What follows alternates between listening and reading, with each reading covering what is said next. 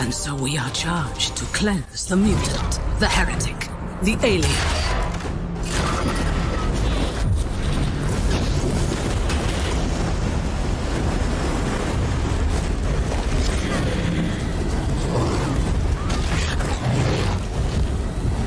We must not falter. We are his sword. We are his wrath.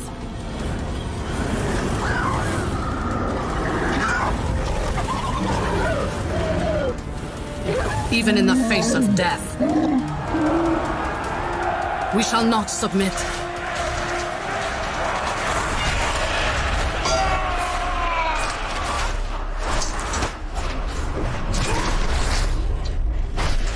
Suffering is our prayer. Faith is our armor.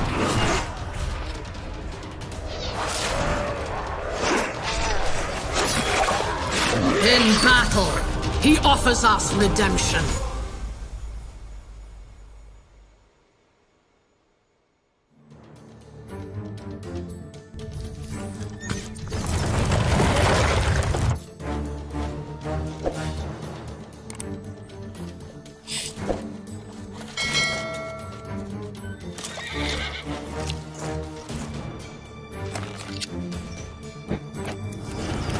A trap! Look out! I got you now!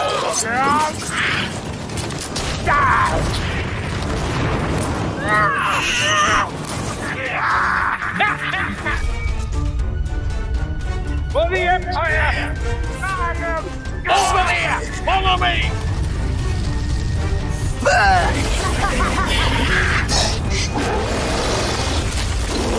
Yeah, down the street!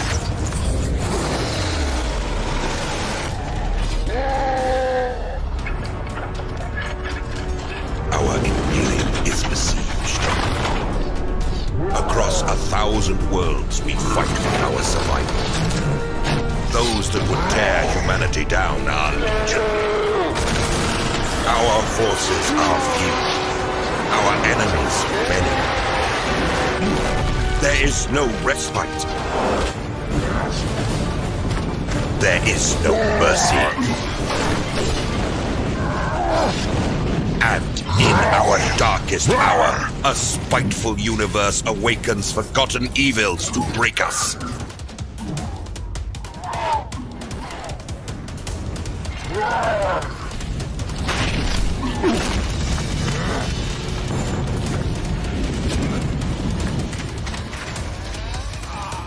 The galaxy burns, yet still we stand, the last bulwark against the terror. And while we draw breath, we will fight.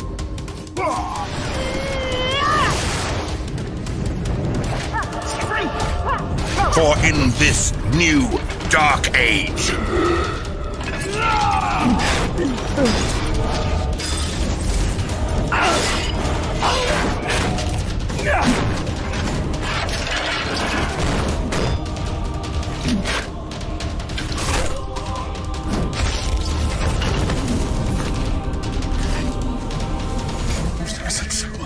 Discretità di numerus.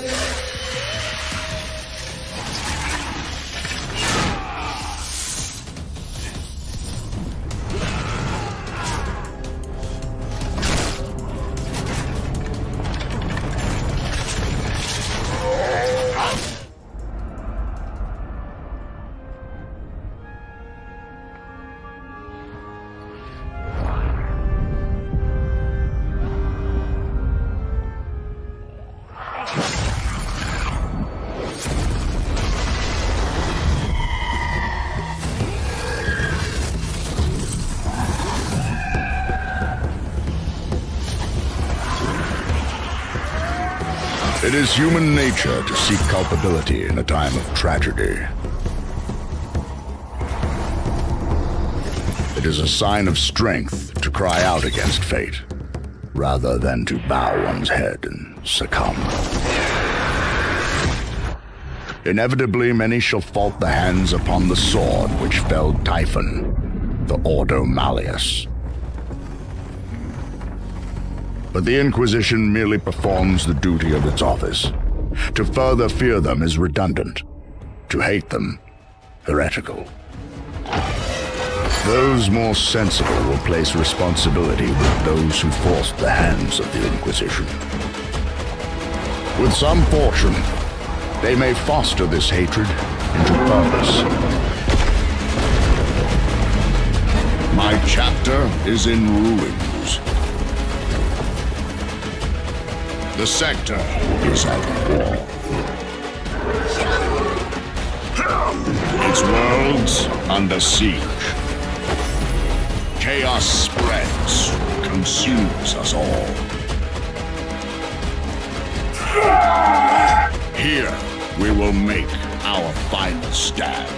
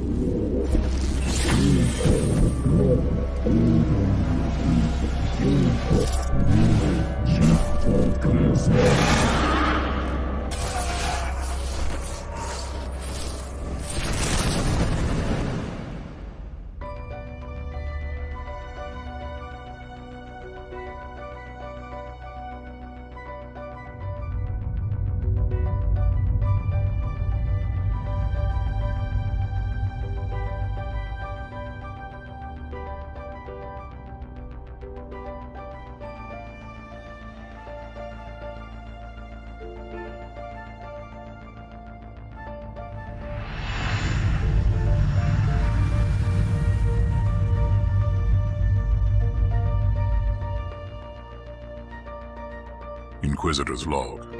Classified report. Scheduled for later transmission. I am closing on the source of the inquisitorial distress signal I was assigned to investigate. The coordinates I received from the Caligari Conclave led me to a desolate system. There were many delays during the journey. The intensity of the Caligari warp surges is beyond anything I've experienced. These anomalies are spreading through the subsector like a tidal wave. The distress signal has an ancient encryption used by the Holy Orders. It is authentic, but extremely old. The signal is coming from a battered fortress monastery that was likely spat from the warp when the tide of the surges swept through the sector. There is no response to our hailing signals.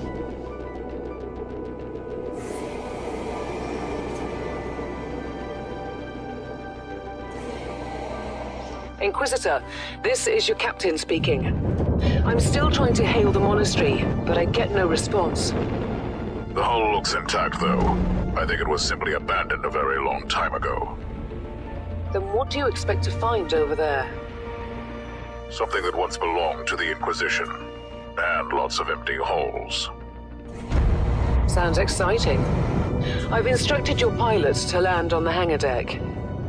Stand by and wait for my signal.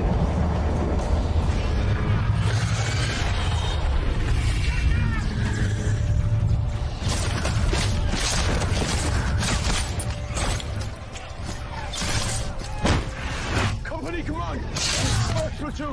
We've lost the square! We can't hold it!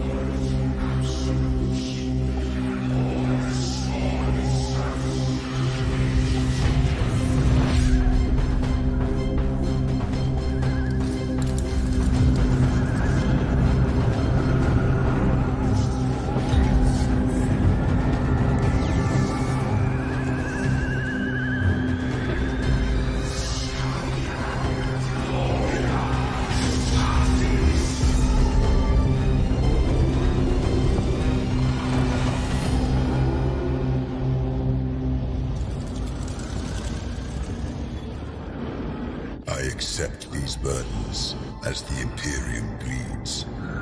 I accept these burdens, knowing no fear. I accept these burdens as an angel of the Emperor.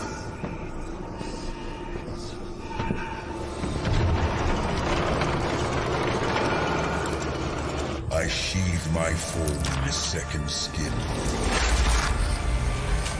This veil of machine muscle and false nerves.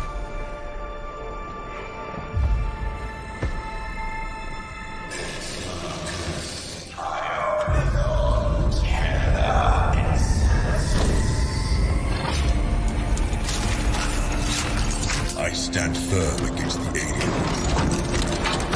The mutant, the heretic. I grant no mercy. I give no ground.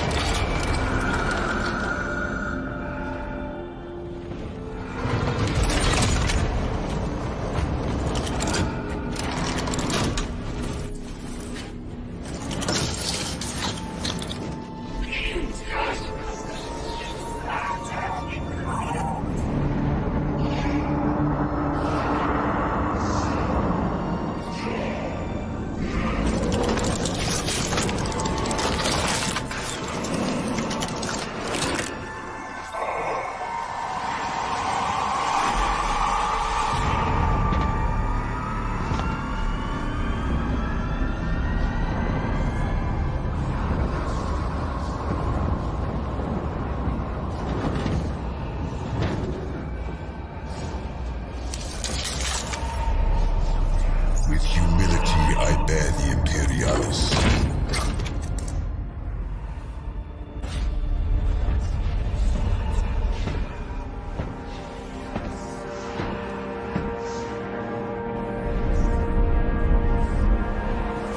The symbol of loyalty unbroken.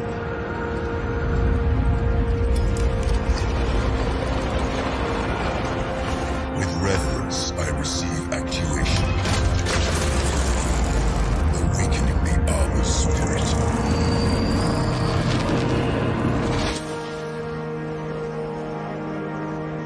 With pride, I wear the symbol of my chapter.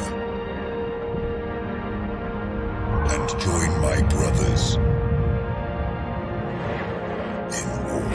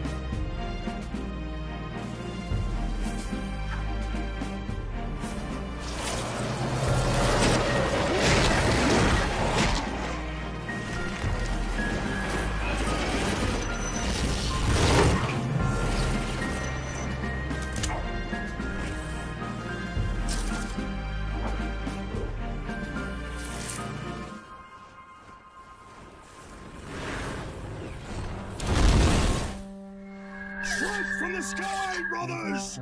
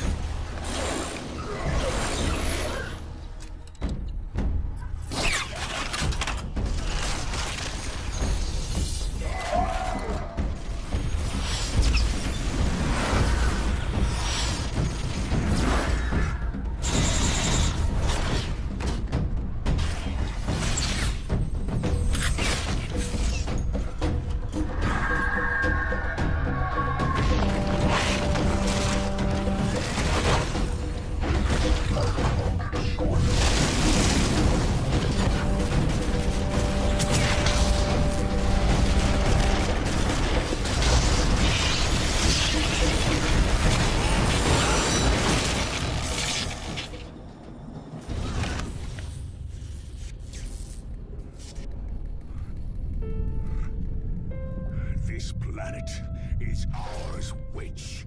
No. This planet is theirs.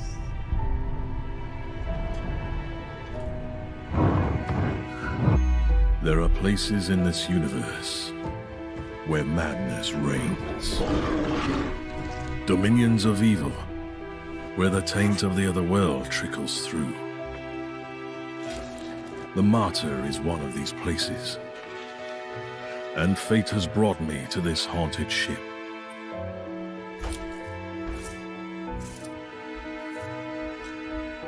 The Martyr has been drifting in the warp for millennia. The wandering fortress monastery of Uther Tiberius has become an enigma I need to solve. I have sacrificed everything to find this ship, and I'm still paying the price of my curiosity.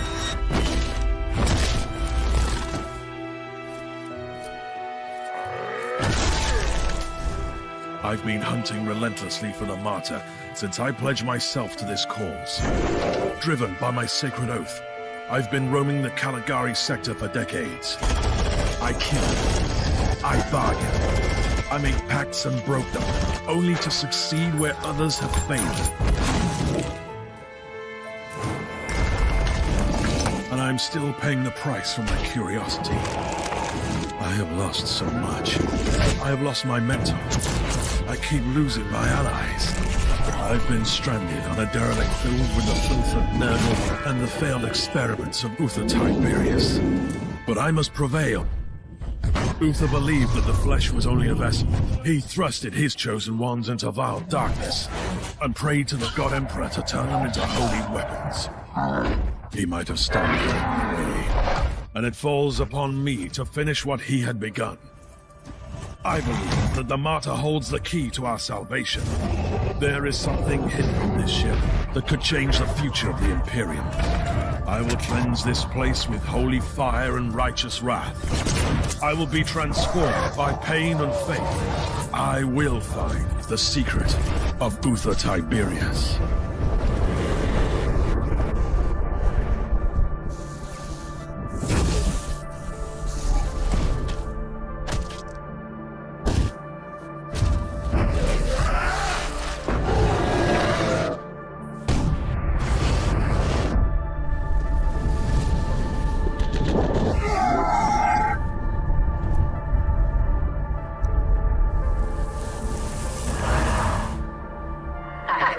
Arrival ringed fiery debris on Cyprus, and as an errant spire impacted between them, Farseer Maka came to understand that she was now part of larger events that were unfolding around her.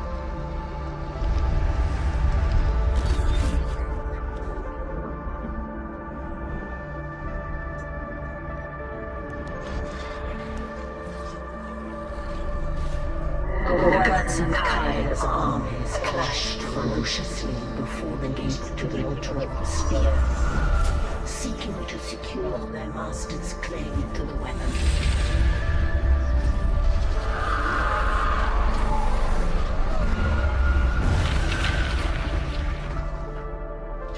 Unbeknownst to the warriors below, Inquisitor Holt, unable to take possession of the spear, sought to preclude anyone from obtaining it, and indiscriminately unleashed his powerful orbital cannon on the armies below.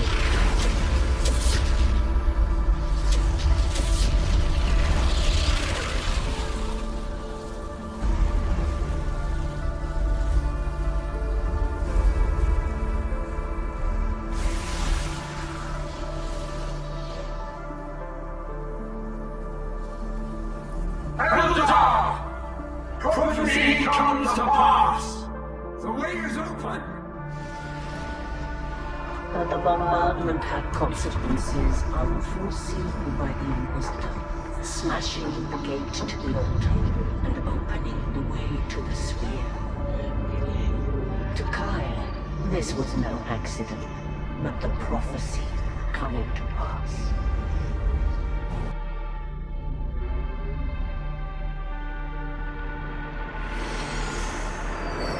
Together, We can finally see. Farseer Maka divined that the prophecy and the spear and the entire enterprise were an elaborate trap. Even then, the spear of Cain, for which so much blood had been spilled, lay within reach of those that sought it.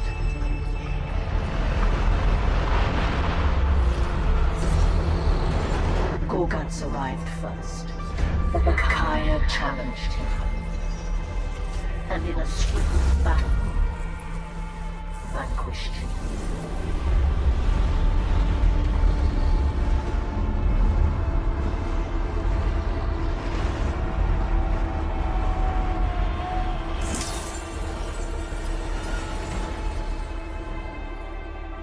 In his moment of ascendant victory, the trap was sprung on Kai, and it was his blood that was spilled by the Spirit.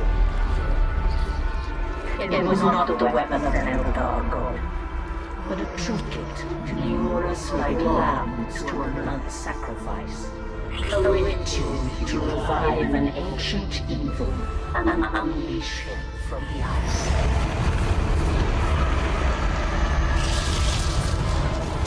Released from dormancy and then forged with blood, the demon arose.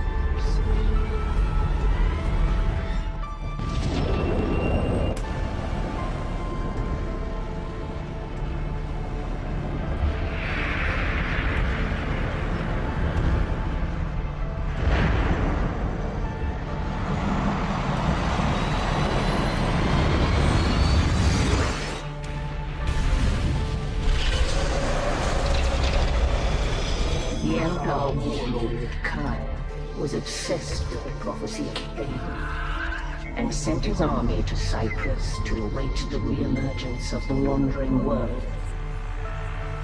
But Kai's army met unexpected resistance from the local orcs.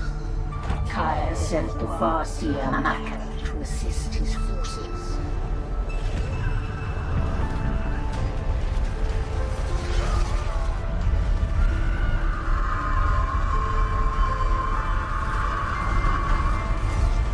Based upon her words, Maka did not trust the prophecy.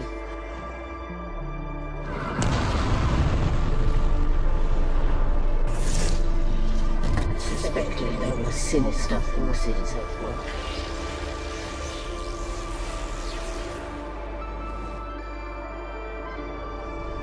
Their fates seemingly intertwined. Maka and Angelos faced each other, their history lingering between them. Once they had been allies, an entente that was split by betrayal, and now, on this day, they were enemies. Maka under orders from Kaya to kill Angelos.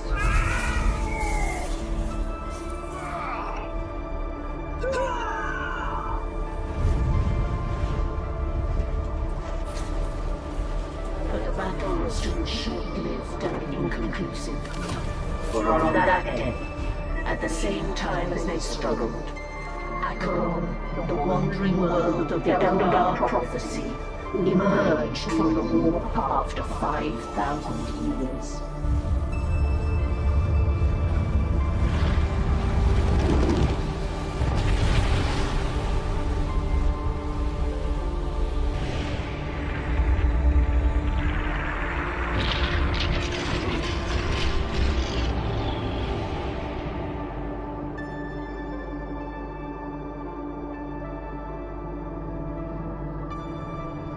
The impact of the ship shattered the mantle of Acheron, smashing it into a multitude of fragments. Those that did not find means to escape perished.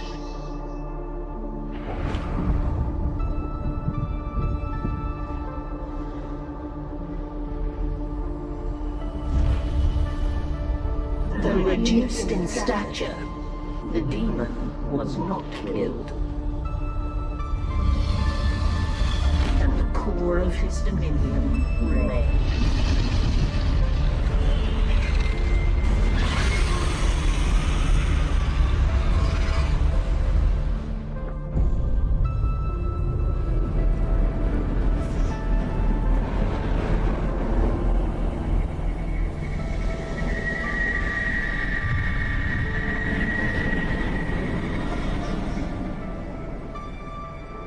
demon defeated and the prophecy broken, the alliance was dissolved, and the Wayfarers went their separate ways.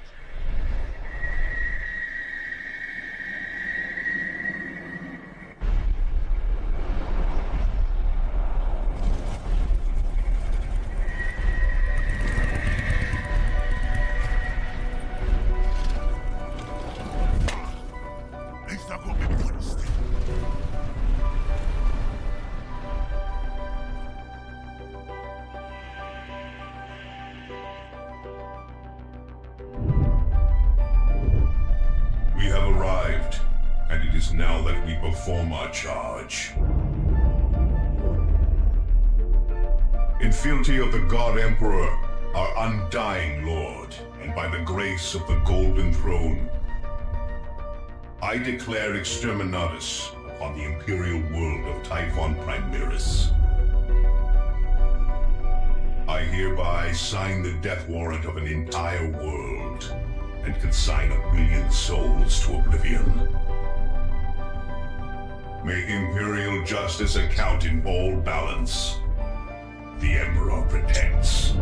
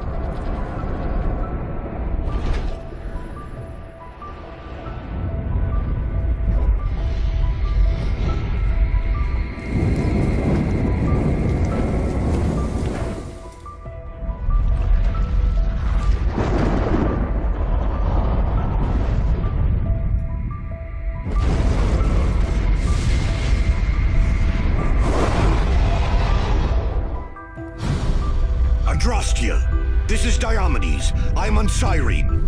Kyrus is dead. You must halt the Exterminatus. And what of Angelos?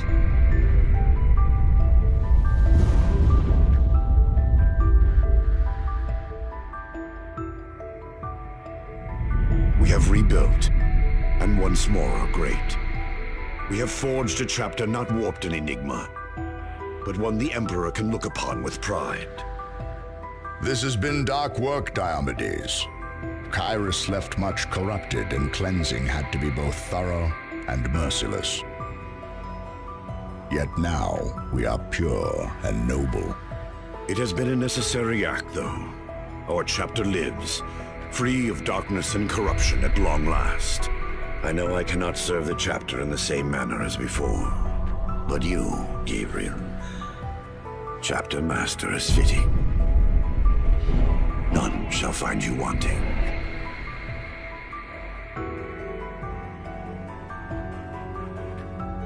The Imperium of Man.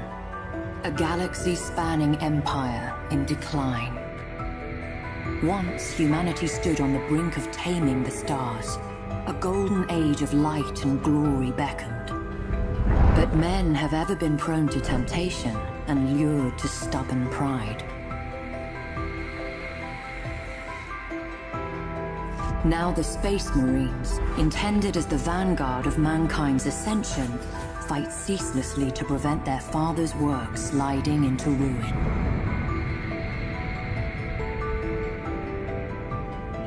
As war rages, colossal warships slip anchor to smite the foe with the righteous fury of the faithful.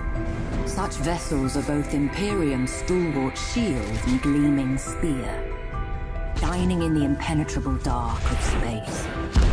It takes more than a man to command such a warship. It takes a hero, strong in will and unflinching of purpose. Without such heroes, the Emperor's light would surely wane. Admiral Spire is one such hero, forged in the hallways of the vaunted Schola Progenium, tempered in the cursed days of Abaddon's 12th Black Crusade. Long has he been lost, but now, freed from the Immaterium's clutches, he returns to shed his blood in the Emperor's cause once more. Any who seek to sweep mankind from the stars must first reckon with Spire. Many have sought his head, all have failed. But one hero alone may not be enough to change the Imperium's fortunes. It will take thousands, even millions, for mankind to reclaim its footing in the Eye of Terror's gaping maw. And millions more to hold it. Such a task will not be easy. Cadia is demon-hunted rubble, and the Imperium itself is scarred, torn in two by the cicatrix maledictum. But it is the nature of heroes to triumph in adversity, and of faith to flourish in the dark.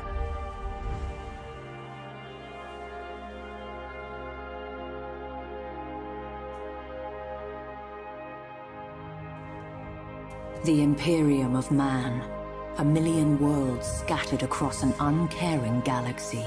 A million worlds forever under threat from the machinations of cursed traitors and perfidious Xenos.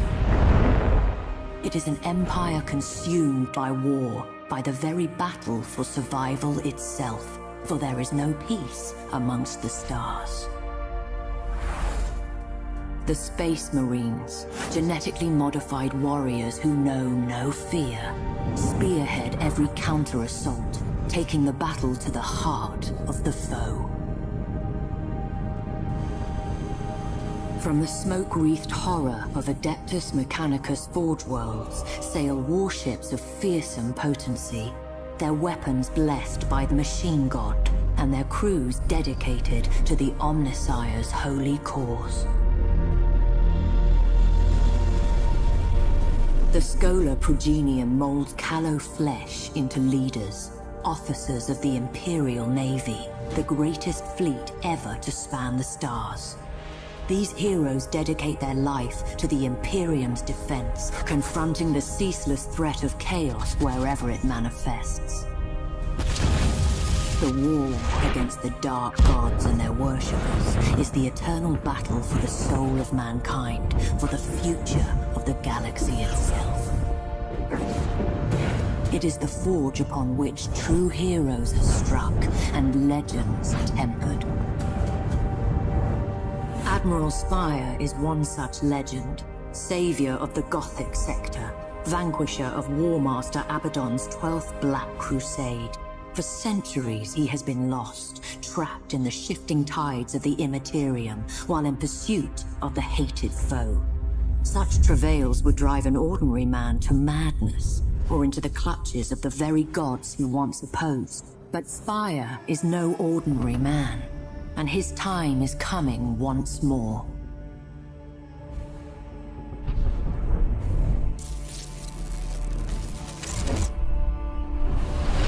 We're out. Praise the Emperor, but I can see the stars again. Receiving distress signals. The region's alive with them. According to the timestamps, Admiral, the year, it's 999 M41. We've been lost in the warp for over 800 years. And Cadia, the hymnals report that it's been destroyed, sir. There's a lot of confusion out there, sir. And Admiral, Cadia fell at Abaddon's hand. Then we are returned not a moment too soon. Navigator, Chart a course to the Cadian system. We may be an age too late to join the battle, but revenge is still within our grasp. Warp engines online. Geller field holding. This is Admiral Spire to all Imperial vessels. Rally at coordinates 154554. This isn't over.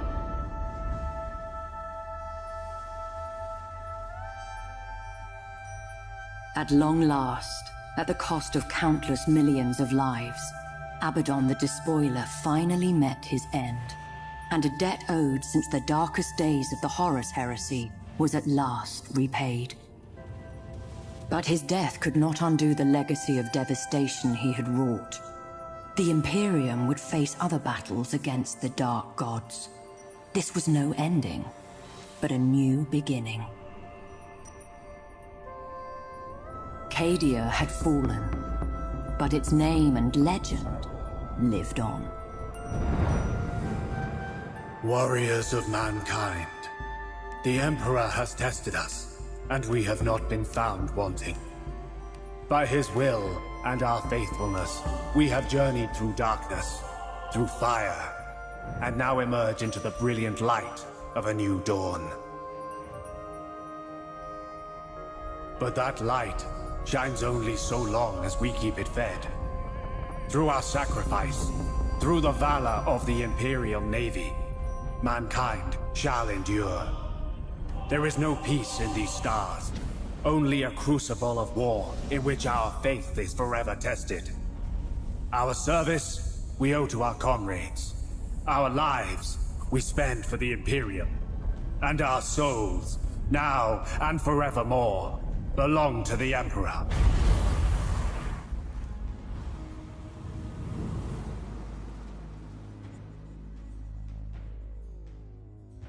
With the Emperor's foremost son as Lord Commander of the Imperium, a new hope stirred. Long ago, before mankind was even a footnote in galactic history, the Necrons ruled the stars. But the march of time and grievous war forced them into hibernation. For 60 million years, they slumbered, untold legions entombed in deathless slumber, waiting for the hour in which their rule would once more shape the galaxy.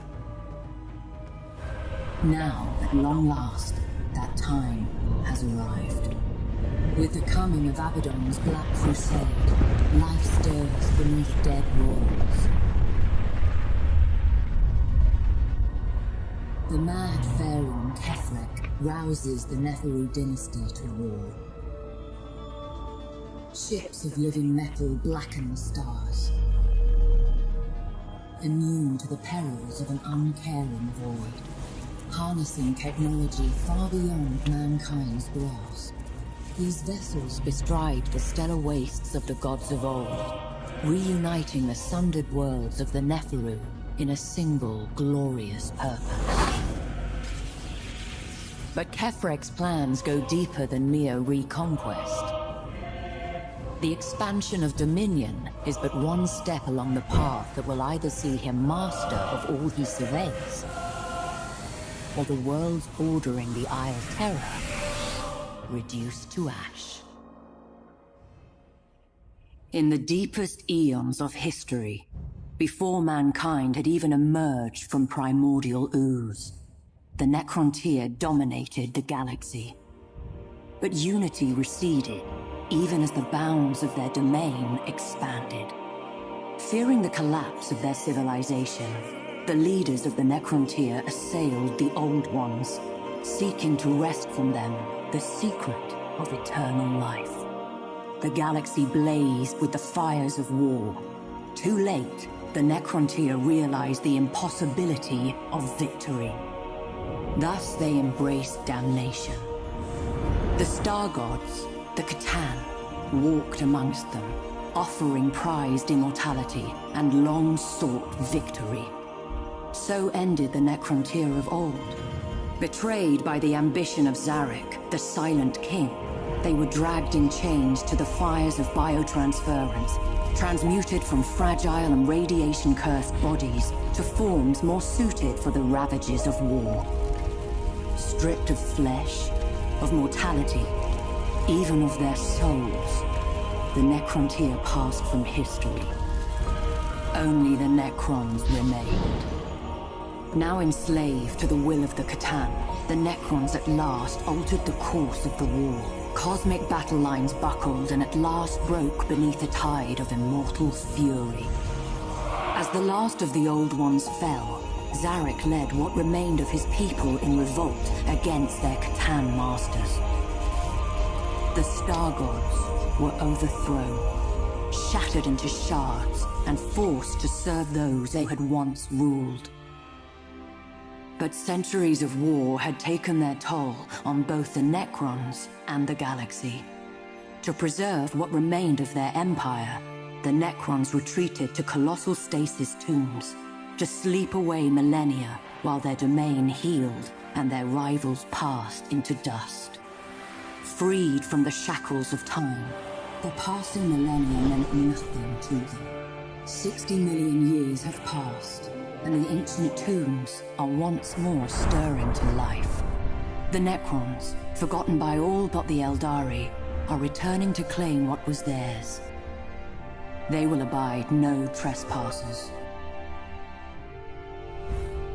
With the awakening of their Therion, Kefrek the Unbroken, the Netheru dynasty arises once more. Undying legions stirred in the forgotten dirt of 100 worlds. The reconquest of the galaxy has begun. Oh, Marco. Let the legions die. Oh, Marco. Unleash the power of the Netheru. Oh, Marco. Our worlds are infested. Scour them clean. This is my hour.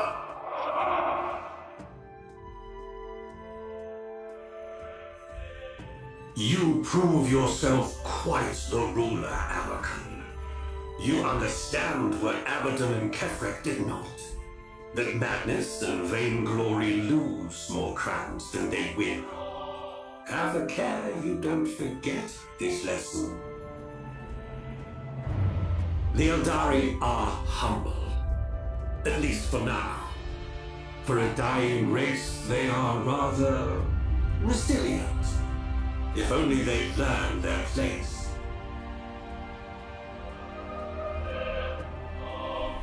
One Theron falls, another rises, as it should be. All that remains is to give the order and claim your destiny. Activate the throne.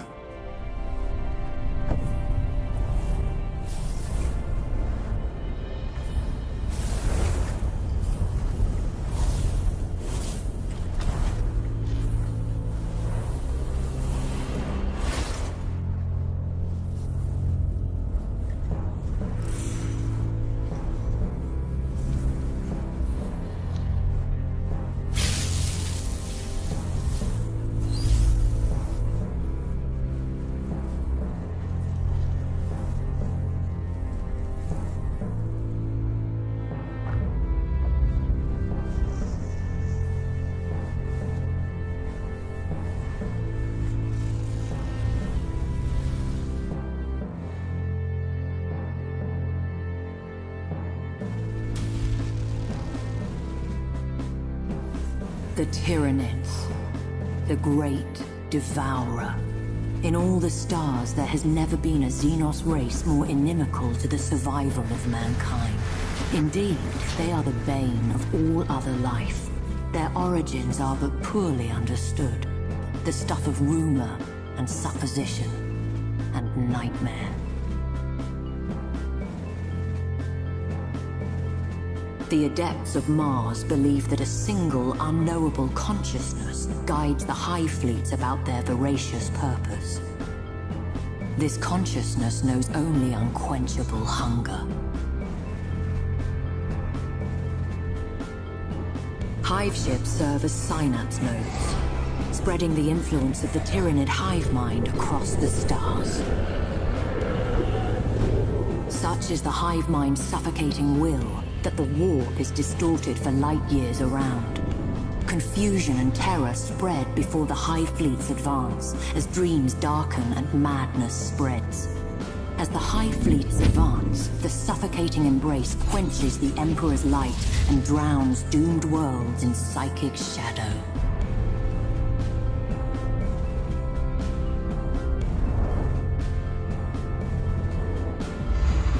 But the greatest threat comes from within.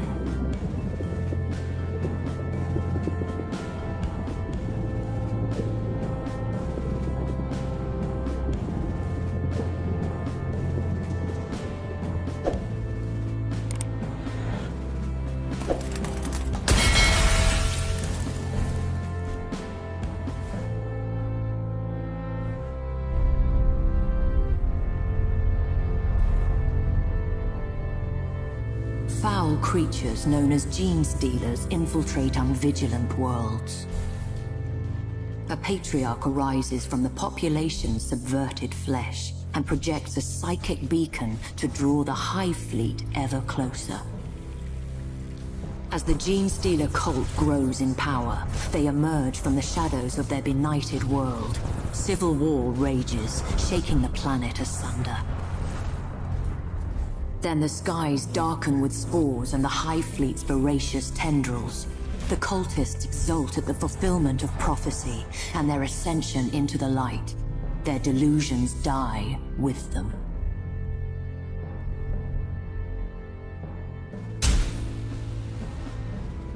There are many Hive Fleets, each but a facet of the immeasurable Tyranid threat. Leviathan is the greatest, and has wrought ruin on a scale never before witnessed. Though the great rift arising from Cadia's ruin has severed many of Leviathan's tendrils, many more remain. Even now, one is surging towards the Eye of Terror.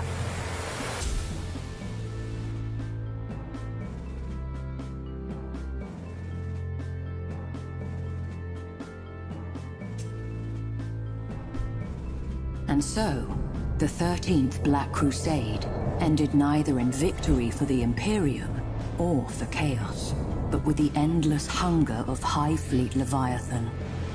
Admiral Spire's fleet, scattered and leaderless, was swiftly consumed. And then there was silence for a time. The galaxy held its breath, hoping that the Leviathan's hunger was at last sated.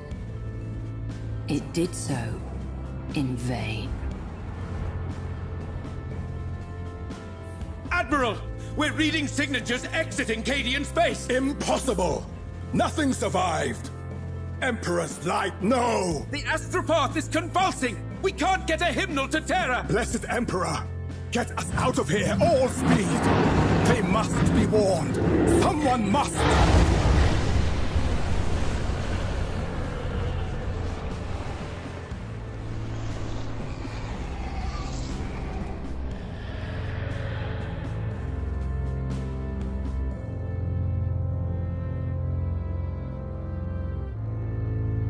Orcs are amongst the deadliest of the Xenos races.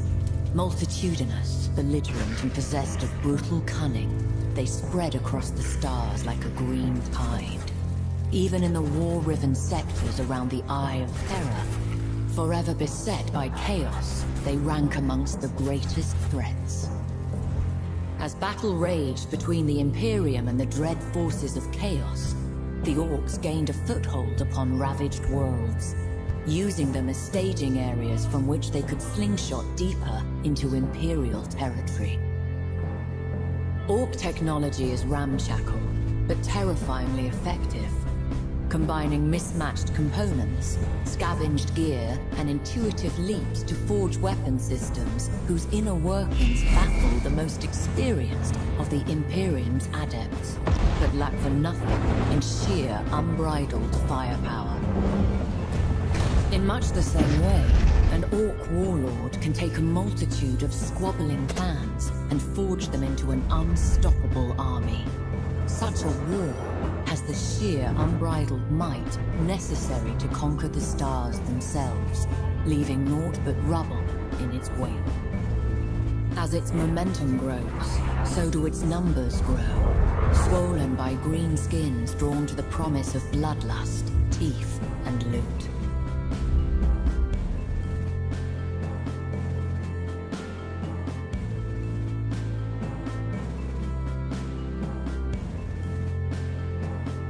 The fortress Oubliette of Nemesis Tessera was once the Inquisition's most closely guarded secret, a bastion of knowledge and rigor, and a convocation point for the Imperium's most trusted servants.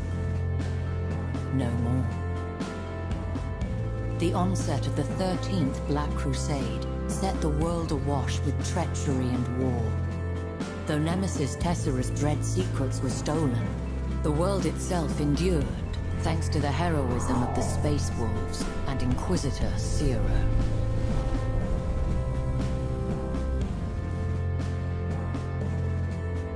From the doomed hive world of Chemolomus to the seditious penal world of Avara's Gulag, the sector remains crippled by corruption and heresy. Yet in the forsaken fields of the Obsidian Depths, mutation, madness, and all their damned siblings are curiously absent. It is as if the Obsidian Depths border onto something not yet adequately defined, or perhaps waiting to be discovered.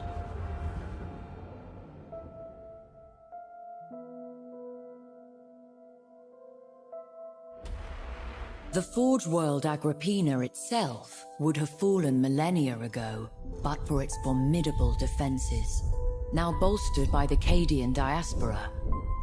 Even with Cadia lying in ruins, its scions stand firm beside Agrippina.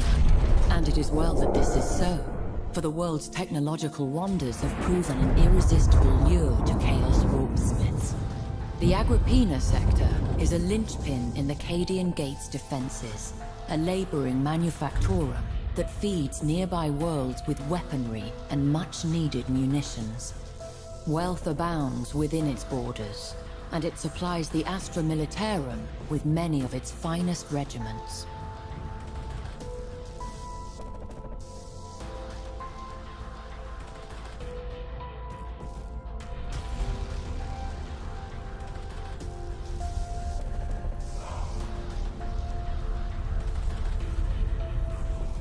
Bellis Corona is a vital anchorage, serving as the Imperial Navy's primary base in the Segmentum Obscurus.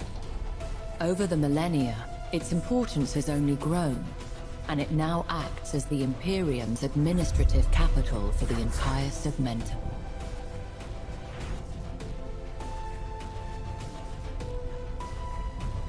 In the prelude of the 13th Black Crusade, the arch-traitor Typhus descended on Bellis Corona, spreading a devastating contagion named in whispers as the Plague of Unbelief. Despite Typhus' assault and the loss of billions of lives, the sector held firm. But in recent days, Psychers stationed in Bellis Corona have suffered total collapse, their minds torn asunder by some strange and terrible shadow moving through the Immaterium. This can only bode ill.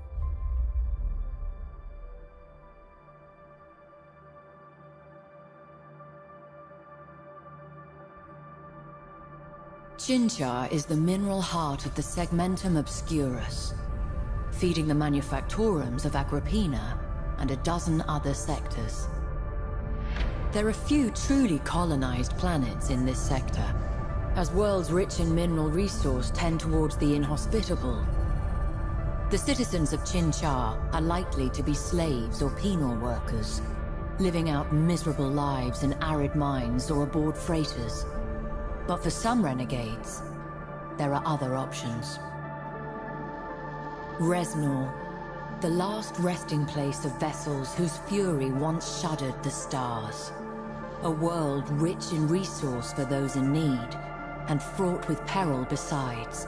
For it is not only sunlight that caresses the planet's surface, but the toxic emissions from 1,000 reactors still trapped in decaying orbit.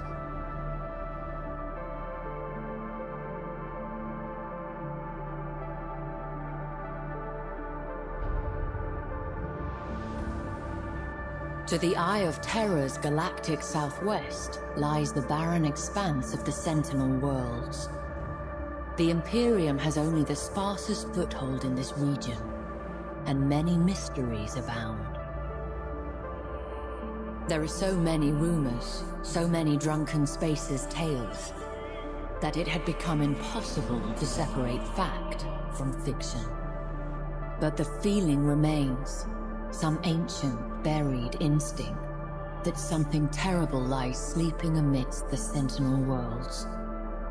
And it would be best not to rouse it. A harsh realm of perpetual gloom that breeds a harsh people. With a dark and polluted sky, Medusa's sun rarely reaches the planet's surface. It is a world of highly unstable geology, with earthquakes and volcanic eruptions constantly reshaping the mountains and seas. The world's resources have long been mined to exhaustion, plundered by the Telstarax, an ancient space station that hangs in orbit to this day. Medusa, then, is a world trapped in the past, marred by old wounds and burdened with pride and fading glory. Yet it remains a powerful symbol, and a weighty prize to he who would claim it. What glories Belial IV once knew are long behind it, destroyed a millennia ago by the onset of chaos. Yet it remains almost holy ground for the alien Eldari, who once counted this now barren waste as a jewel within their star-spanning empire.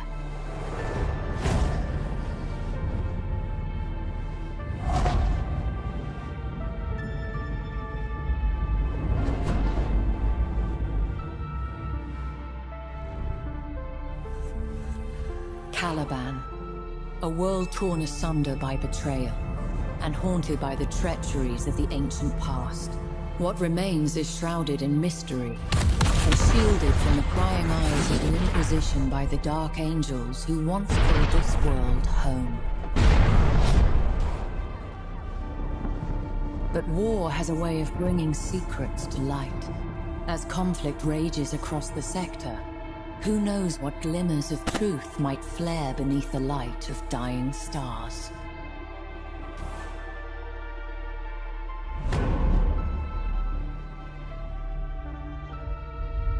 With warp storms rendering astropathic communications erratic, Segmentum Obscura's High Command continued experiencing difficulty coordinating its forces. Imperial commanders were advised that communications received from distant sources were not to be trusted. Scattered reports indicated that, in addition to chaos incursions, Scarus nurtured an increasing greenskin menace. Eventually, High Command took this threat seriously. They acted too late.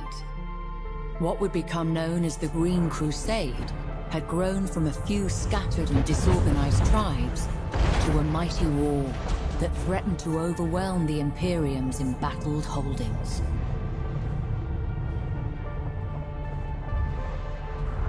With the capture of Forge World Mordax Prime, the Green Crusade's momentum redoubled. Survivors from the rechristened Mordaka Prime report seeing hundreds of Gargants being fashioned from the debris, and skies thick with the choking black smoke of Orc cruisers. It can only be a matter of time before other worlds share Mordax's fate.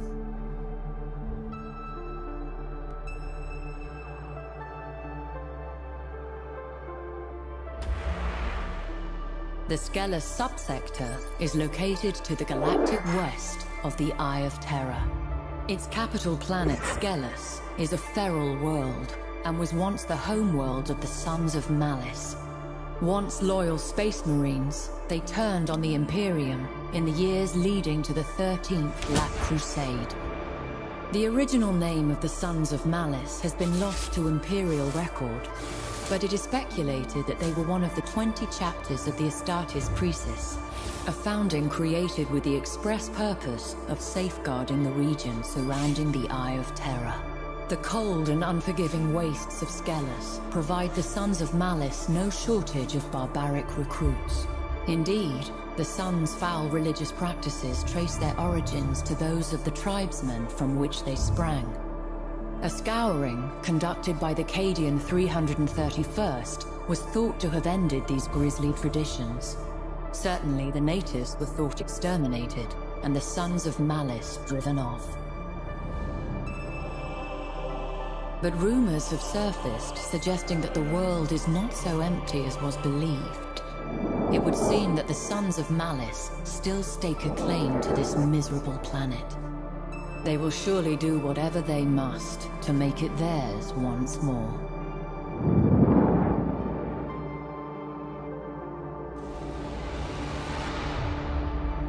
The Eidolon sector lies at the heart of the Eye of Terror, at the point where reality bleeds away into the formless tides of the Immaterium.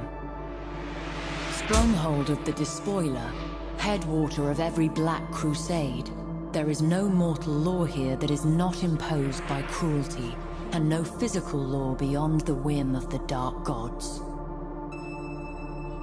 The Plague Planet, home of Mortarion and his Death Guard traitor legion. This is a world of 10,000 contagions, where skies weep with pus and seas teem with disease.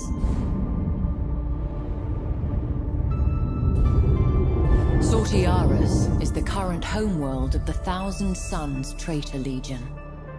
Ringed by the screaming souls of the betrayed dead and blasted by the tides of the warp. It is a planet no sane man would tread without cause, or at least without a numberless army at his back.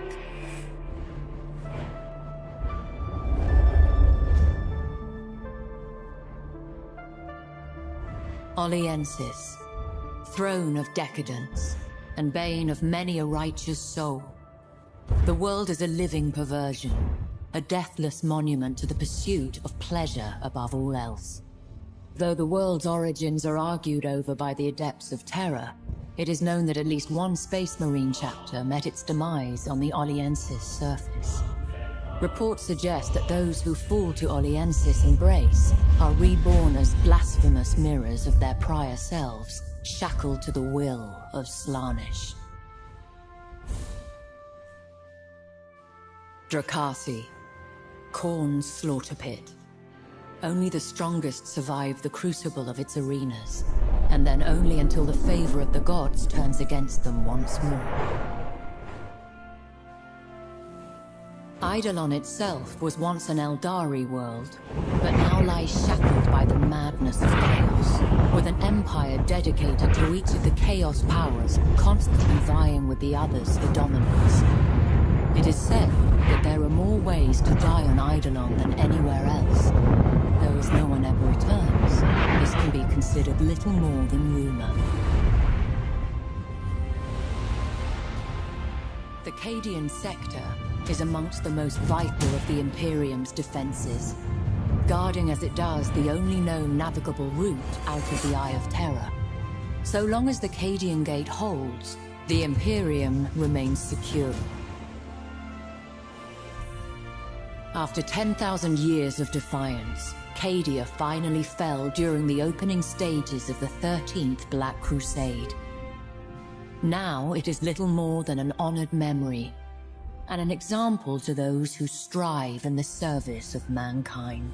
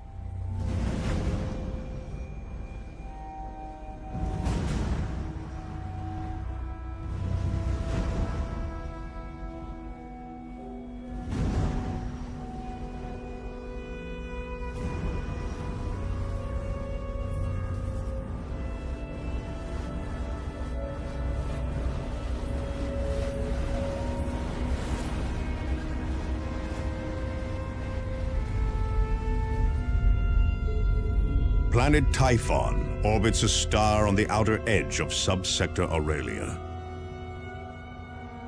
Its lush jungle canopy shrouding it in mystery.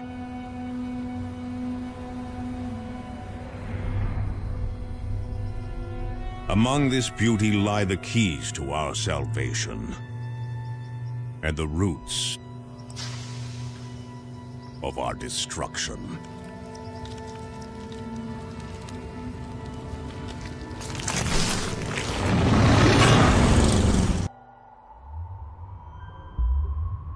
At the heart of the Tyranid hive lies the reclamation pool.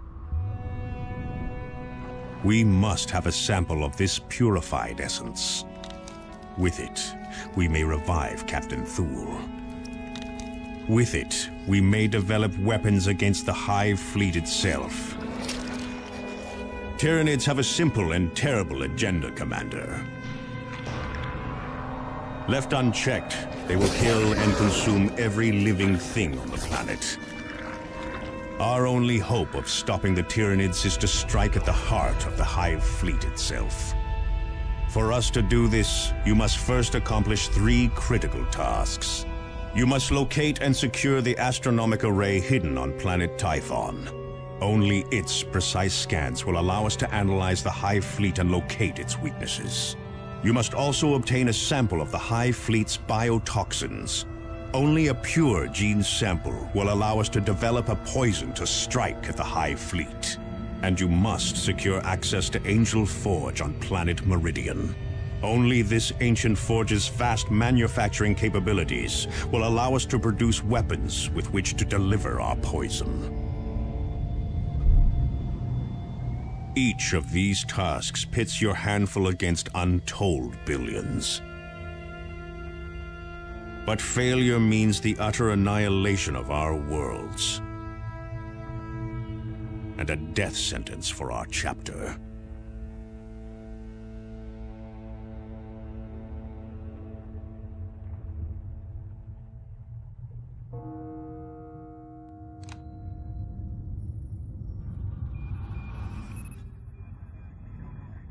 Meridian stands at the very heart of subsector Aurelia. Billions call its cities home. Its factories and forges are keys to victory against the Tyranids.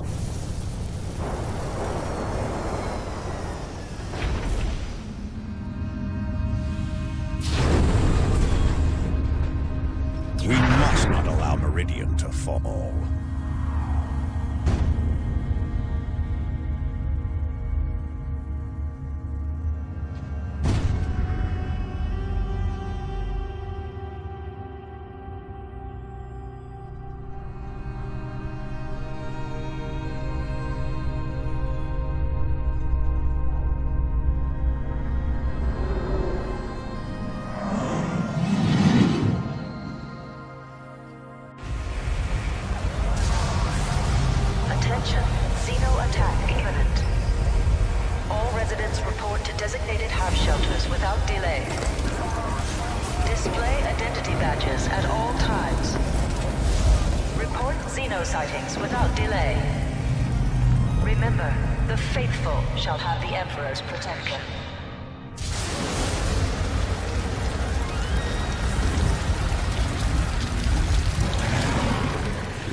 Our darkest hour. Captain Thule has fallen to aliens who have escaped retribution. A massive Hive Fleet looms over our recruiting worlds. But this battle is not over. Get Captain Ado Eldar.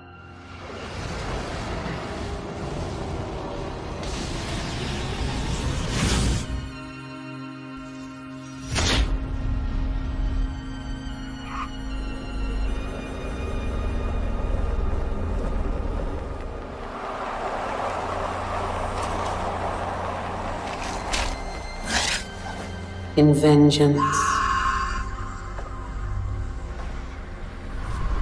I shall have no mercy.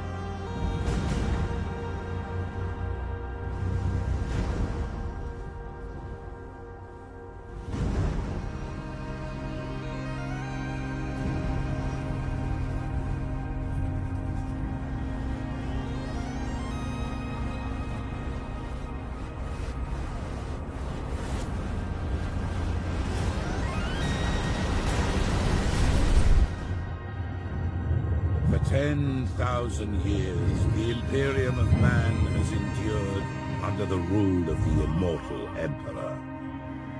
The worlds of man are scattered across the galaxy, threatened by savage aliens, heretics who defy the Emperor's will, and horrors lurking upon forgotten worlds. It is a time of endless war, selfless heroism, and blackest infamy.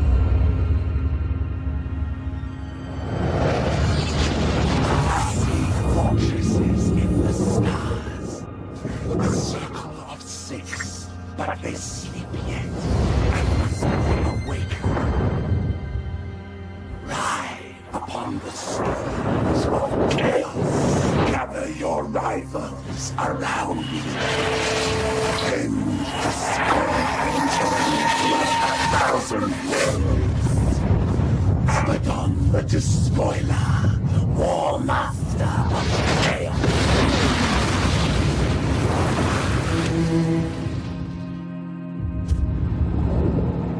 You speak in meaningless riddles. What are the fortresses in the stars? Answer me or die now! Stop this foolishness. I have consulted with creatures far more powerful than you. Be thrown, but I will remember your insolence.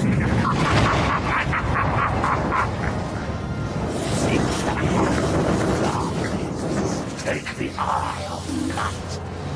With these, the citadels will be yours to command. A chorus of 1,000,000,000 throats will cry your name in fear and hatred. The stars themselves will run red with blood. If you have the courage, WARHAMMER!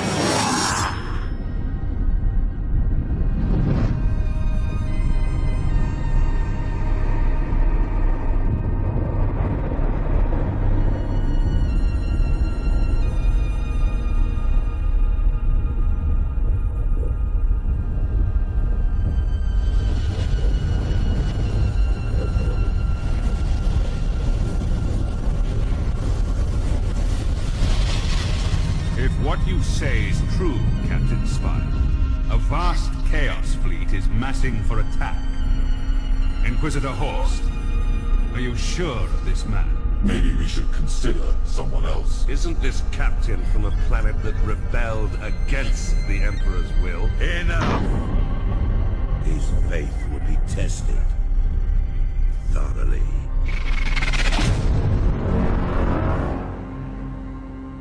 Love the Emperor, for he is the salvation of mankind. Obey his words, for he will lead you to the right future. Honest, receive his sons. Tremble before his majesty. Walk in his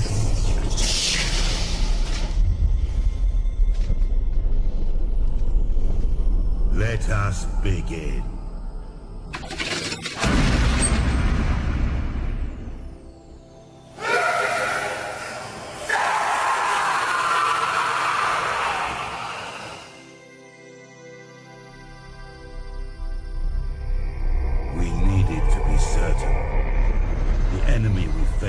Is no ordinary foe. I understand. You are to be promoted to the rank of Admiral and given command of a fleet. I will not fail you, Inquisitor. There is much to do and little time, Admiral Spire. I fear a storm coming to the Gothic sector.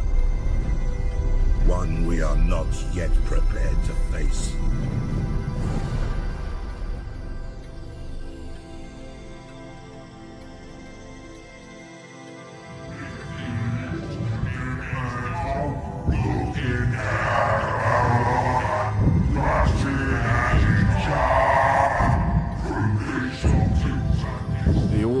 Plague the whole galaxy from end to end, with their ceaseless warring and strife. Their They are a warlike, crude, and highly aggressive green-skinned Xenos race, organized in a primitive and brutal society, rooted so deeply in war that peace is utterly incomprehensible to them. Their ships are ill-kept, unreliable rust buckets, kept in operation only by the constant effort of Orc mech and their Gretchen slaves. Orc pirate attacks are brutally direct, with their ships rushing headlong towards their target, guns firing wildly as they come. They cannot be bargained with or bought, save with weapons that they will inevitably turn against those who try to bribe them. Orcs have a need for speed. Their ships commonly mount a plethora of thrusters, boosters, and extra drives, usually all wired up to a prominent red button in the cockpit.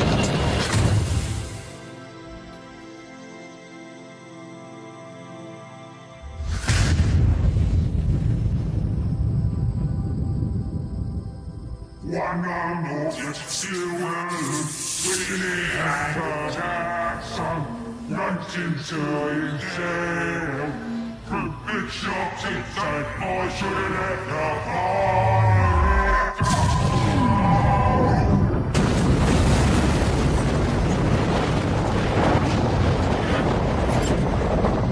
From long experience, I learned that underestimating the greenskins is a fast route to the grave. Attack is the secret of defense. Defense is the planning of an attack. Lord Admiral Ravensburg believes that we can learn something of our enemy's strategy by infiltrating a Chaos command ship recently identified by Inquisitor Horst's agents. I am to find this ship, board it, and bring back any clues I can find about the invaders' plans. Now is my chance to ensure their faith in me was not misplaced. The purpose of this relic may yet still be a mystery, but it is now secured and protected by sworn guardians of the Inquisition.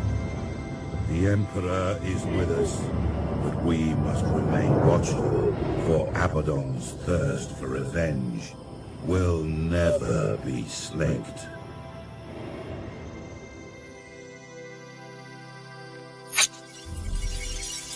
The Eldar are an ancient and arrogant alien race. Their ships appear fragile, but are highly maneuverable and equipped with powerful, sophisticated weaponry. Their vessels are protected by holofields that distort our augur readings, making them very difficult to hit. In addition, the Eldar Corsairs have captains and crews who are quite skilled at void combat. Eldar Corsairs prefer hit-and-run attacks. To counter this, use strength in numbers and compact defense. The Inquisitor suspects that the Corsairs are connected to an Eldar craft world lurking within the Graildark Nebula. Once you engage the Eldar, report any information you can gather on the craft world and the Corsairs. World is under heavy attack! Heretics are storming our defenses! We need immediate reinforcements! Admiral Spire. Yes, Inquisitor. Gather every vessel you can and travel to Ormsworld at once. You must stop Abaddon, whatever the cost. Search do not let the despoiler claim this relic, Admiral. May the Emperor guide your tongue. May the heretics feel his wrath. There are some amongst my Ordos who believe that to fight chaos, one must understand it. Whatever secrets the Eye of Night holds, they are a danger to one's very soul. A moral threat of corruption, of darkness, of heresy. The mighty Imperial Navy has kept this relic out of Abaddon's hands. And in that victory, I see the salvation of the sector and myself.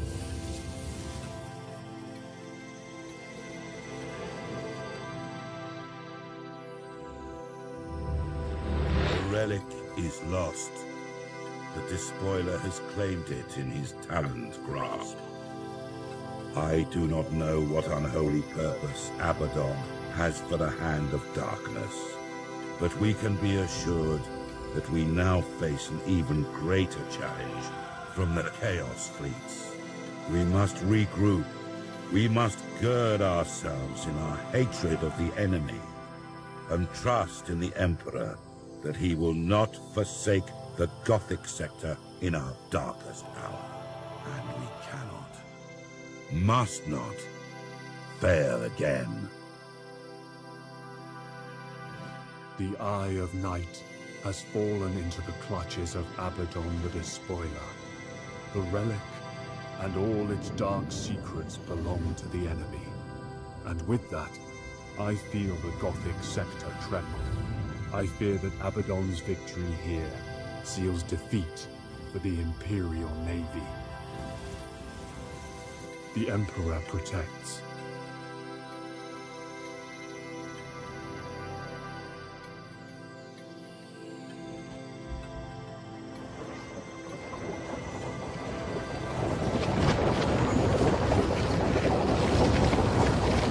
The only thing that the Imperial ship crews fear even more than traveling in the warp is traveling in the warp while there is a storm raging. The light of the Emperor's Astronomicon can no longer guide the navigators, and entire sectors can be isolated, preventing any help from afar. The chaos, at home in the distortion of reality, becomes an even greater threat.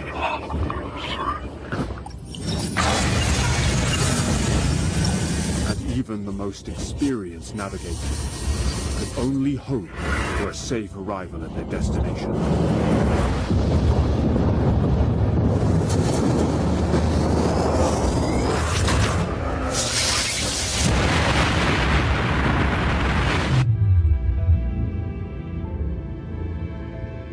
O eternal God Emperor, preserve us from the dangers of the void.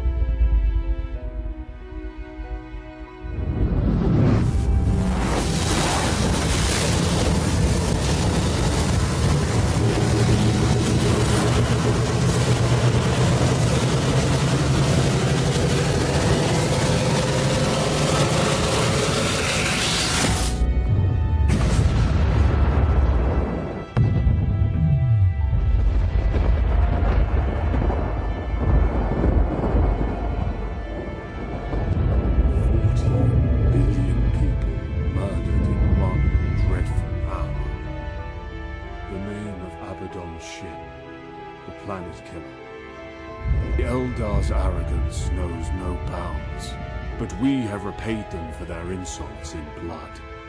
No longer will the Eldar Corsairs attack our convoys or raid our systems. These aliens dared to try and manipulate us into their schemes, but we of the Imperial Navy are no one's puppet. With the Eldar threat destroyed, we can now focus our efforts on our deadliest enemy, Abaddon, the Despoiler.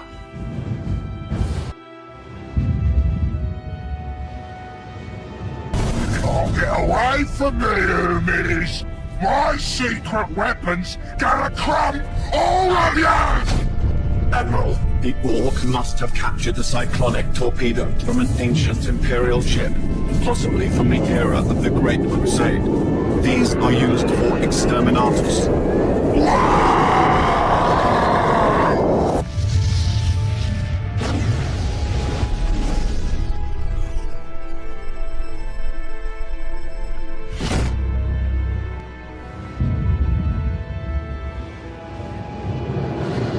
The Orc horde is a beast.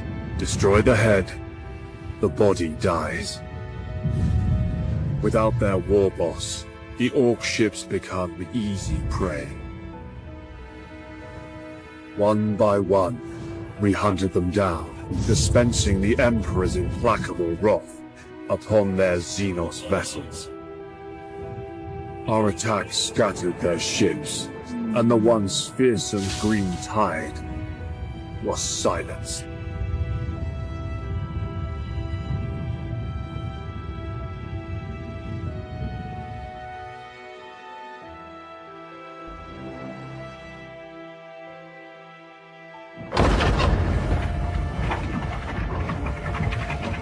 What can possibly justify interrupting me, Ugandus? Lord Admiral, the light of the Astronomicon shines once more. Reinforcements have been dispatched to the Gothic sector. The warp stone, it is gone.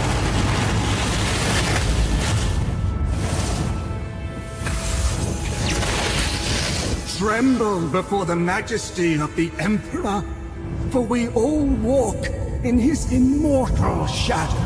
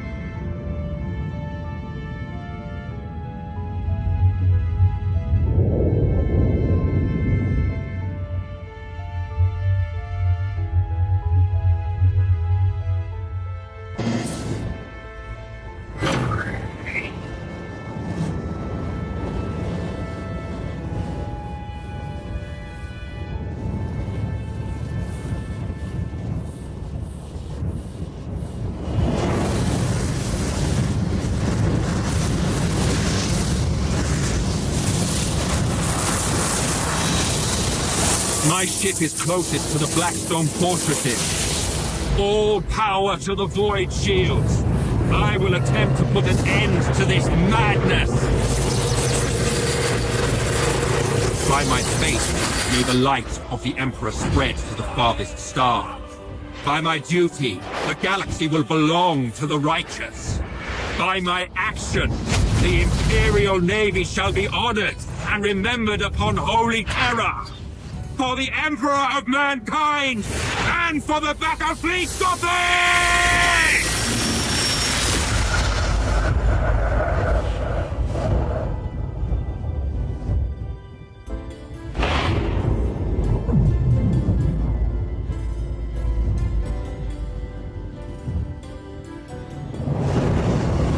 All ships, cancel the retreat order. The heroic sacrifice of Captain Abradol and the Flame of Purity have shut down the Blackstone fortresses. All remaining vessels, we have to board them and take control.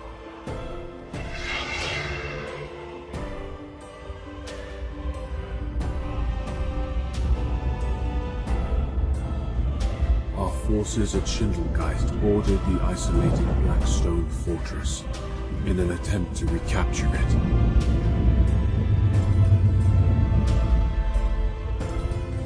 Within, there was no sign of any crew. The walls pulsed with energy, and every surface had become a deep-veined black, like the void of space. Suddenly, a high-pitched whine filled the air, and the walls became ruddy in color. A sense of panic filled the hearts, and the fortress was abandoned in haste. In the end, the fortress destroyed itself. It should have been a pleasing sight to see such destruction, yet while I cannot say just why, my heart was filled with sorrow. I could not dismiss the feeling that something magnificent had died.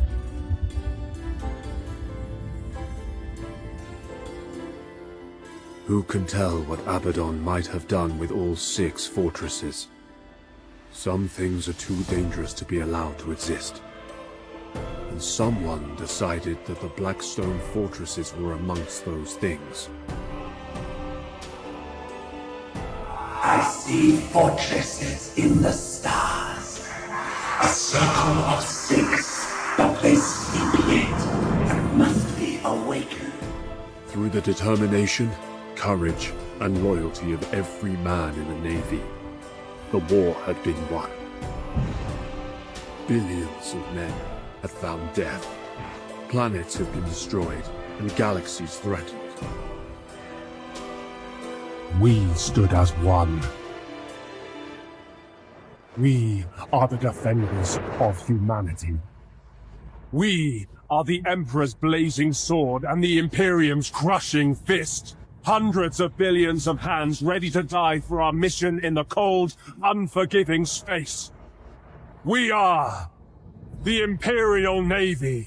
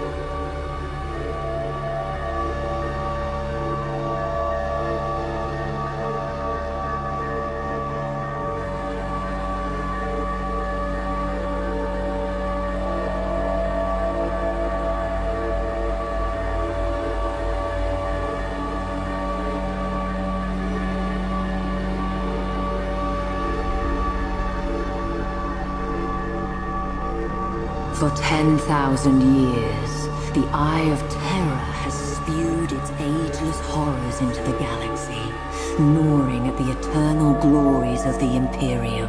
at the very soul of mankind itself.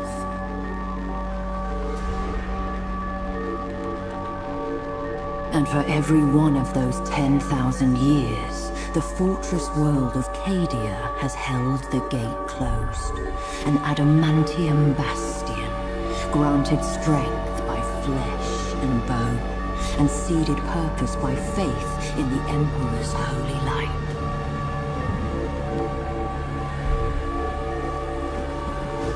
But as the darkness grew ever deeper, and the blaze of the Astronomicon guttered like a wind-blown candle, the Eye of Terror pulsed, its baleful energy spilling anew across the stars.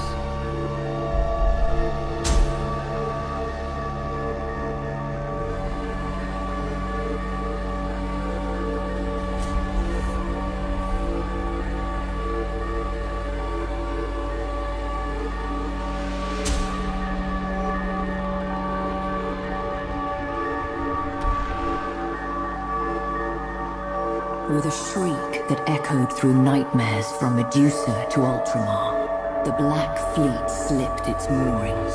An endless tide of heretics, traitors, demons, and madmen whose desperate fealty was given over to a single damned soul.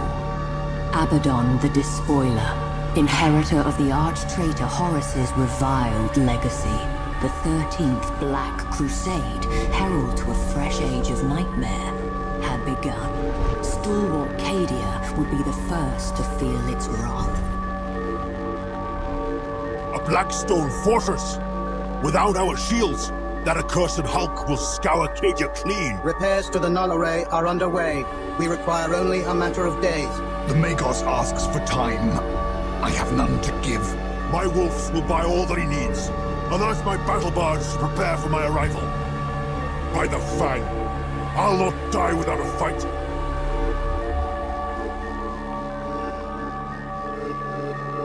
Sven Bloodhound, stalwart of a brotherhood famed for their courage. But sometimes, courage is not enough.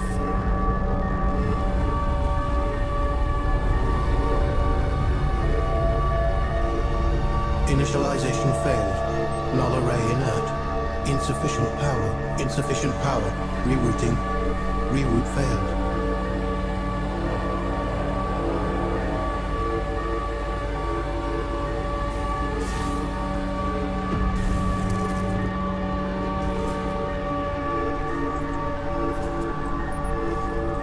Power surge. Processing. No data. Power building. Null array deploying.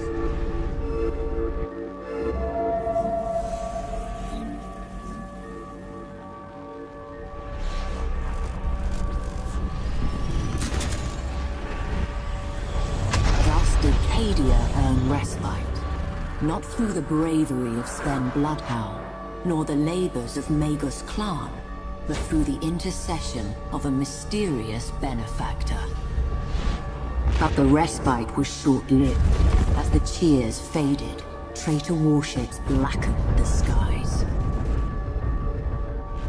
The siege of Cadia Secundus had begun. The forces of the Despoiler came in numbers uncounted, but the walls of Casa Crath held. Even in that darkest of days, the flame of humanity's valor burned bright. With faith burning in their hearts, the defenders held the Chaos Hordes at bay, uncaring of the losses they bore in exchange. But flesh fails and faith flickers.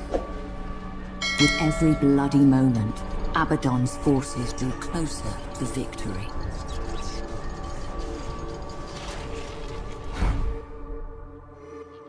The universe is infinite and deadly.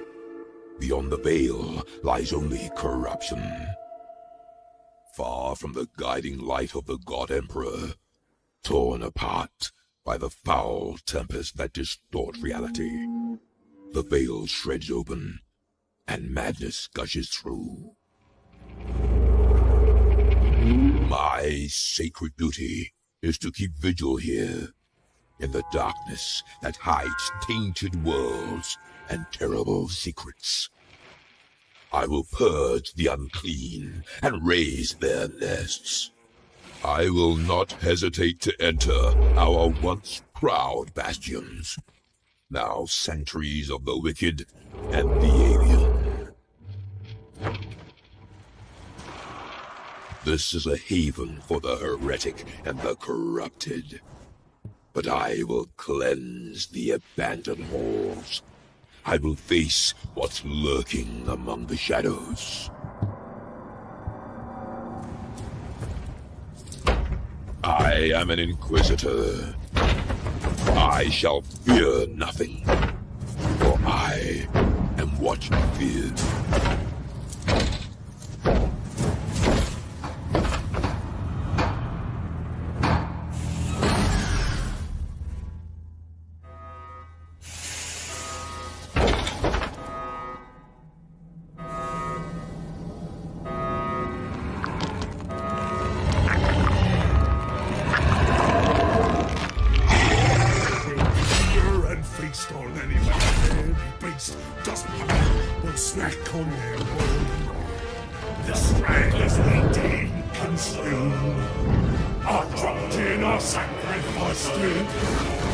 They scream and they run, but that's part of the fun, as the ogres are coming to get ya! Oh, the hunger's chomping on this, feeling our guts, they are swallowing trees, tearing, chewing, we kill for the more, the power and that's what we're doing for. Clutching and fighting, we kill for the more, the power and that's what we're doing it for. For 10,000 years, the Emperor's Inquisition have fought a secret war to defend humanity.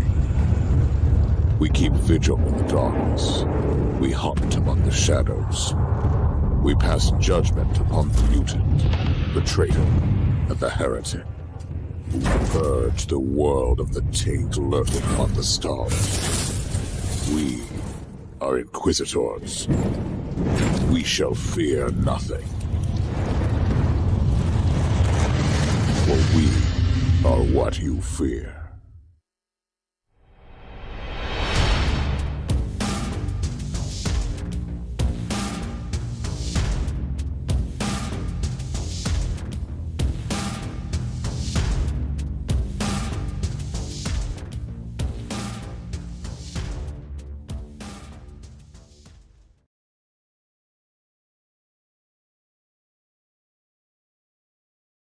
तो guys तो बैठे हैं आप लोग। तो guys आज हम दोबारा से बताने वाले हैं तो कैसे हम वीडियो बनाते हैं अनुपमा के बारे में, सीरियल के बारे में बताने वाले हैं हम।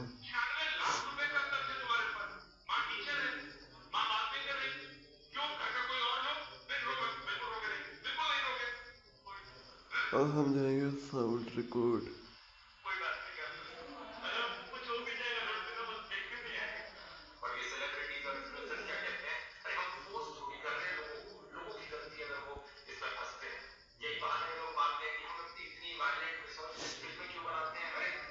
बंद यार बंद यार और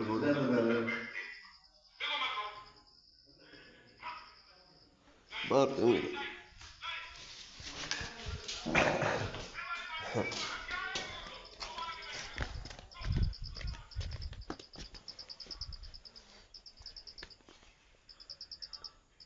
अनुपमा सीरियल के आगे आने वाले एपिसोड्स काफ़ी ज़्यादा धमाकेदार और मज़ेदार होने वाले हैं।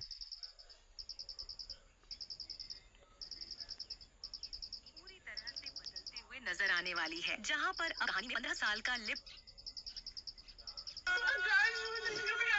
सीरियल अनुपमा की कहानी पूरी तरह से बदलते हुए नजर आने वाली है, जहां पर कहानी में 15 साल का लिप देखने को मिलने जहां पर अनुपमा सीरियल की पूरी कहानी बदलती हुई नजर आने वाली है, जहां पर हमें शो में 15 साल का लीप दिखने वाला है। वाला है, जिसमें अब अनुपमा सीरियल की कहानी नए सिरे से शुरू होने वाली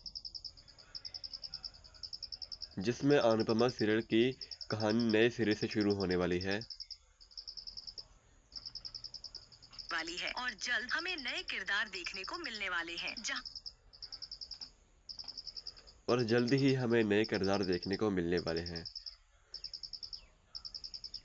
जहां पर हमें देखने को मिलेगा कि अनुपमा की मौत हो चुकी है। इसके बाद आद्या यानी छोटी अनु की कहानी शुरू होने वाली है।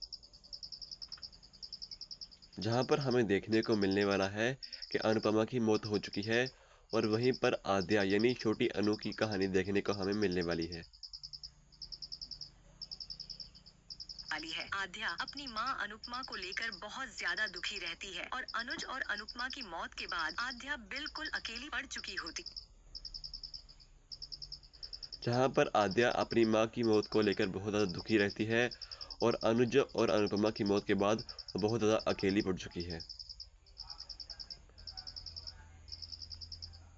इसके बाद आद्या की जिंदगी में एक नए शख्स की एंट्री होने वाली है और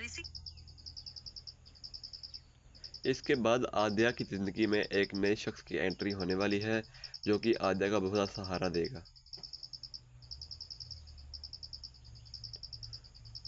इसी वजह से अब आद्या की जिंदगी का नया सफर शुरू होने वाला है।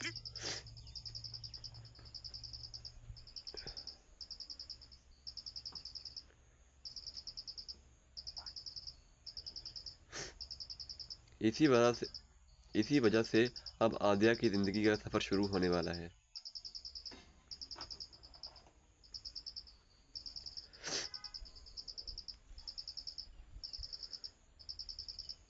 और इसी तरह रोज लेटेस्ट वीडियो देखने के लिए हमारे चैनल को सब्सक्राइब करें और बेल आइकन को प्रेस करें। मिलते हैं लेटेस्ट वीडियो में। Oh, I can't explain. Every time it's the same. Oh, I feel my heart. Oh, I love it. Oh, I can't. तो गाइस इसी तरह देखिए हमने ये रिकॉर्डिंग की है। Bye, okay bye.